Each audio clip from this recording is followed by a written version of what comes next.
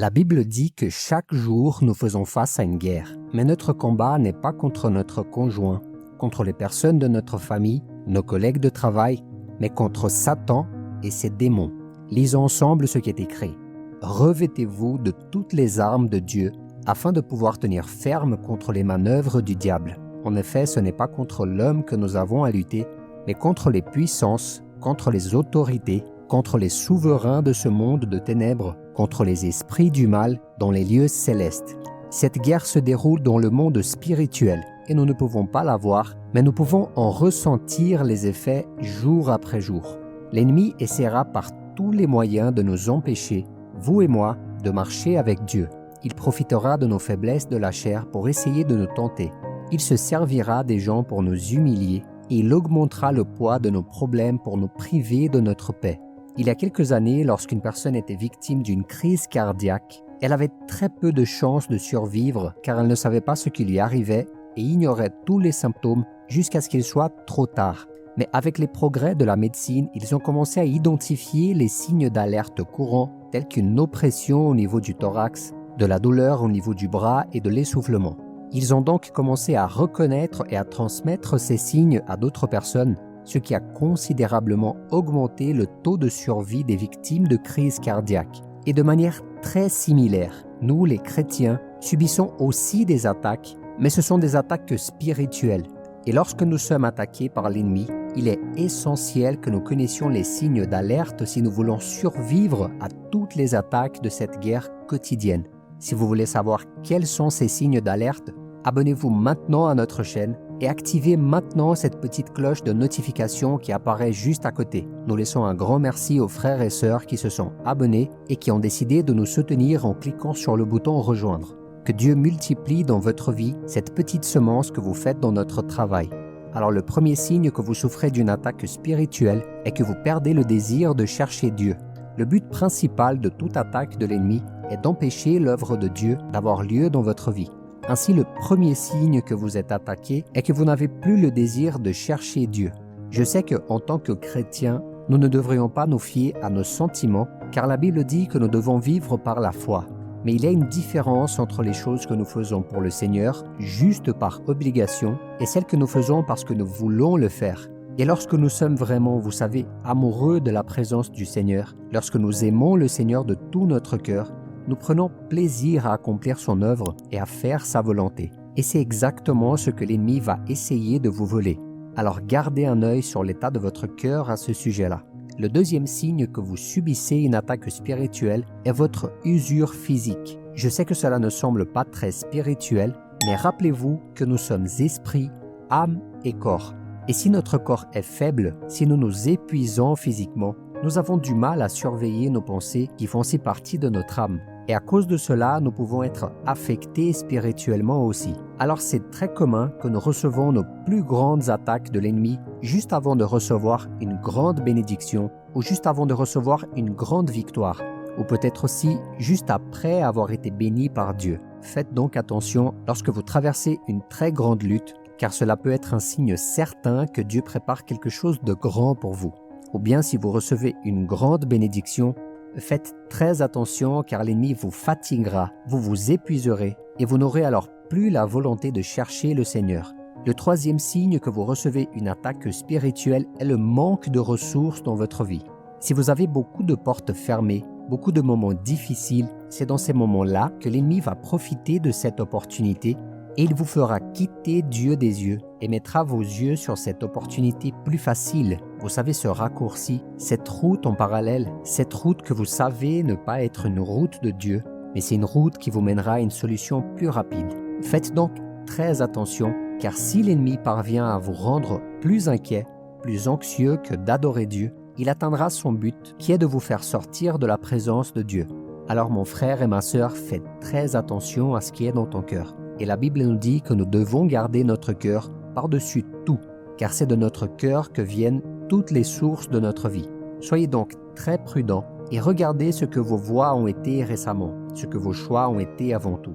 Rappelez-vous que vous devez prier avant de prendre une décision. Ainsi, comme je l'ai dit, vous serez tenté lorsque vous serez à court de ressources, lorsque vous n'aurez rien, lorsque l'armoire de votre maison sera vide, lorsque vous n'aurez pas d'argent, ou lorsque quelque chose d'important manquera dans votre vie. Mais soyez sûr que le diable vous tentera aussi quand vous avez tout. Quand tout a commencé à s'arranger, c'est là que vous risquez de vous détendre avec Dieu, de rester peut-être trop calme. Alors restez avec le Seigneur dans chacune de ces deux situations, dans les bons et dans les mauvais moments. Tenez ferme avec Dieu et vous verrez que cette tempête passera, que cette période difficile passera.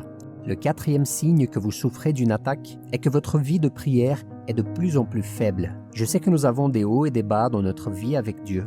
C'est tout à fait compréhensible, mais si la prière fait défaut dans votre vie, c'est un signe d'alerte que vous êtes attaqué par l'ennemi et que vous vous éloignez de Dieu. C'est exactement lorsque vous êtes faible que vous devez prier encore plus, que vous devez chercher Dieu davantage et que vous devriez lutter contre votre chair plus que jamais. Et c'est exactement ce qui s'est passé avec Jésus. C'est exactement l'exemple qu'il nous a laissé. Vous vous souvenez peut-être que lorsqu'il était sur le point d'être livré pour être crucifié, il s'est retiré et est allé prier au Gethsémani avec ses disciples.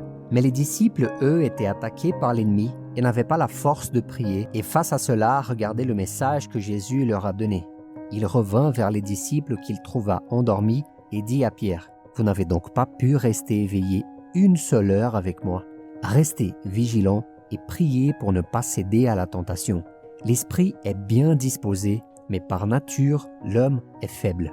Soyez donc très vigilants quand quelqu'un vous appelle à prier. Quand quelqu'un vous demande de prier, quelle est votre réponse normalement? Est-ce que vous priez avec elle ou est-ce que vous laissez ça pour plus tard ou pour une autre occasion? Lorsque quelqu'un vous invite à une réunion de prière, soyez très attentifs car si votre vie de prière est faible, votre communion avec Dieu le sera aussi.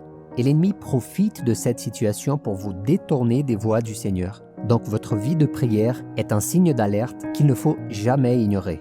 Surtout pas. Le cinquième signe que vous êtes attaqué par Satan est que vous êtes dépassé par les circonstances. Je sais que nous traversons tous des périodes difficiles, mais il y a cette attaque de l'ennemi pour mettre un plus grand fardeau sur vous, un poids encore plus lourd, afin que vous ne puissiez pas voir une issue, afin que vous n'ayez plus d'espoir. Et la Bible nous dit dans le chapitre 13 de Proverbes, « Un espoir différé rend le cœur malade, mais un désir accompli est effectivement un arbre de vie. » Mes frères et mes sœurs, tant de fois l'ennemi vous rendra faible face à l'adversité. Il mettra dans votre esprit que les promesses de Dieu ne se réaliseront jamais, que vous êtes trop faible et que vous n'arriverez pas jusqu'au bout. Mais si vous laissez ces choses entrer dans votre cœur, tout ça va vous rendre malade. Lisons maintenant ce que la Bible nous dit au chapitre 11 d'Hébreux. Or, la foi, c'est la ferme assurance des choses qu'on espère, la démonstration de celles qu'on ne voit pas. Alors, mon frère et ma sœur, mets la foi dans ton cœur. Ôtez tout découragement, tout manque de foi, car ces choses entravent votre vie. Et si l'ennemi peut vous faire perdre votre espoir, il vous fera perdre votre foi. Donc si quelque chose n'a pas fonctionné dans votre vie, cela ne veut pas dire que ça ne fonctionnera jamais. Si les promesses de Dieu semblent tarder, cela ne signifie pas qu'elles ne seront pas tenues. Ou si quelqu'un a trahi votre confiance, cela ne signifie pas que tous les gens sont comme ça. Alors n'abandonnez pas, ne fermez pas votre cœur. Libérez le pardon et surtout ne cessez pas de chercher Dieu. Ne laissez pas l'ennemi voler la graine de foi. Vous savez, cette graine d'espoir que le Seigneur lui-même a placée dans votre cœur. Le sixième signe que vous subissez une attaque maléfique est que vos vieilles habitudes et vos anciens péchés commencent à refaire surface dans votre vie. Souvent, vous commencez à ressentir l'envie de pratiquer ces vieilles habitudes, vous savez, ces péchés que vous aviez déjà vaincus dans le passé. Alors faites très attention quand cela se passe. Cela se produit généralement lorsque les choses deviennent difficiles et que votre chair commence à vouloir un moment de repos et un peu plus de plaisir qu'elle a l'habitude. Souvent, vous rentrez chez vous fatigué après une dure journée de travail et à ce moment-là, vous vous dites « Oh, je mérite un repos, je mérite un petit moment de loisir, un tout petit plaisir. » Mais même si vous avez ce sentiment-là, cela ne veut pas dire que vous devez vous réfugier dans le péché. Beaucoup de gens qui traversent des problèmes recommencent à boire, recommencent à se droguer ou recommencent à avoir des relations sexuelles en dehors de la volonté du Seigneur. Alors mes frères et sœurs, soyez donc très prudents. L'apôtre Paul a dit que nous ne pouvons pas ignorer les intentions de Satan. Donc la meilleure façon pour vous de vous en sortir est d'être sincère avec lui et demander son aide au Seigneur. Beaucoup de gens, en revenant à la pratique de ces anciens péchés, finissent par abandonner la foi pour toujours et ont aujourd'hui une énorme difficulté de revenir dans la présence du Seigneur. Donc, la meilleure action que vous pouvez entreprendre est de reconnaître ces signes, de prier, de tenir ferme et de ne pas abandonner. Lisons maintenant le chapitre 5 de Galates. C'est pour la liberté que Christ nous a affranchis. Tenez donc ferme dans cette liberté et ne vous placez pas à nouveau sous la contrainte d'un esclavage.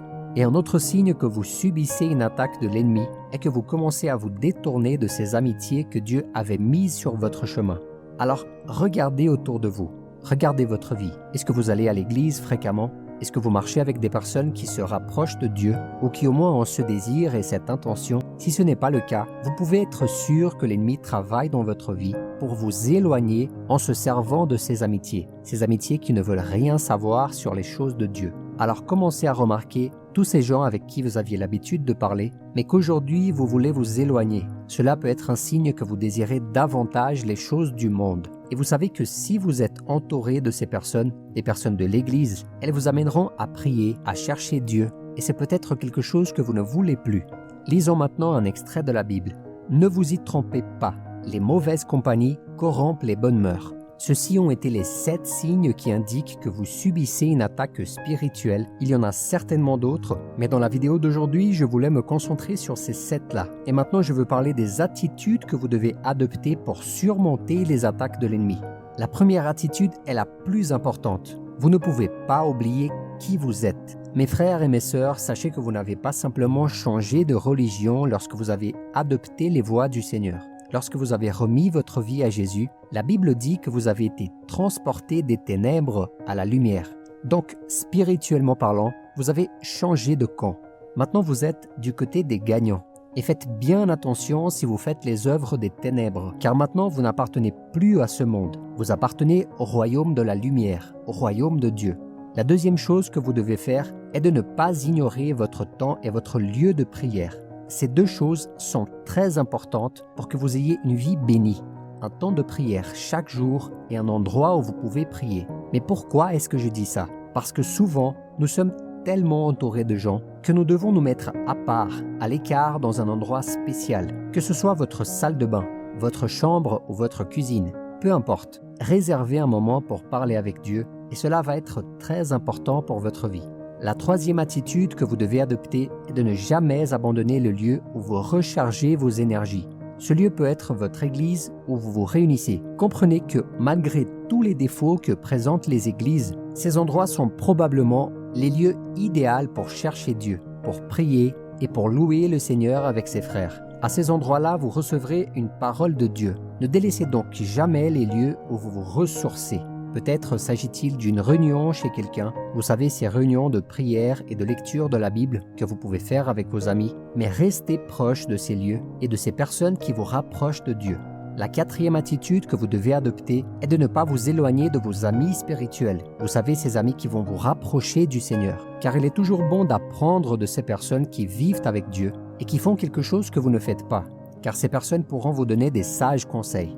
Heureux est l'homme qui ne suit pas le conseil des méchants. Donc mes frères, soyez toujours proches et en contact avec le peuple de Dieu et marchez avec ces personnes. Soyez très proches de ces personnes et ne les quittez jamais. Et enfin, la cinquième attitude que vous devez adopter, ne sortez pas de votre protection pastorale. Qui est votre pasteur? Même si ces hommes ont beaucoup de défauts parce qu'ils sont comme vous et comme moi, ne vous soustrayez pas à leur protection. Rappelez-vous que ces personnes prient pour vous et qu'ils vous avertissent par des conseils et par la parole de Dieu. Et beaucoup de gens, parce qu'ils ont abandonné leur leader, parce qu'ils ont voulu prendre tête par eux-mêmes, parce qu'ils ont voulu assumer un ministère par eux-mêmes, peut-être sans l'avis de personne, beaucoup de ces personnes, vous savez, sont tombées dans la tentation. Beaucoup d'entre elles ont été frappées par Satan sévèrement, d'accord? Donc voilà les 5 conseils que je voulais vous donner. Et si vous êtes attaqué par l'ennemi, rappelez-vous que Dieu vous donne toujours le pouvoir de choisir. Ainsi, si vous décidez de chercher Dieu, aucune puissance de l'enfer ne vous empêchera. Vous serez toujours capable de marcher avec le Seigneur. Soyez sûr de cela. Dieu nous donne toujours un choix et vous pouvez faire un choix maintenant. Il n'y a aucune puissance dans ce monde qui peut vous faire tomber car votre combat est spirituel et vous allez vous battre spirituellement à partir d'aujourd'hui. D'accord ? Dieu est le plus intéressé par votre vie. Il est le plus intéressé que vous restiez sur le droit chemin. Alors si vous êtes attentif à tous ces signes d'alerte, restez aussi attentif aux attitudes que vous devez prendre. Si vous faites tout ça, vous aurez une vie victorieuse au nom de Jésus. N'oubliez pas de vous abonner à la chaîne maintenant, de laisser votre commentaire et de partager cette vidéo avec vos amis et votre famille. Regardez ces autres vidéos que nous laissons en recommandation. Que Dieu vous bénisse. Je vous attends dans la prochaine vidéo.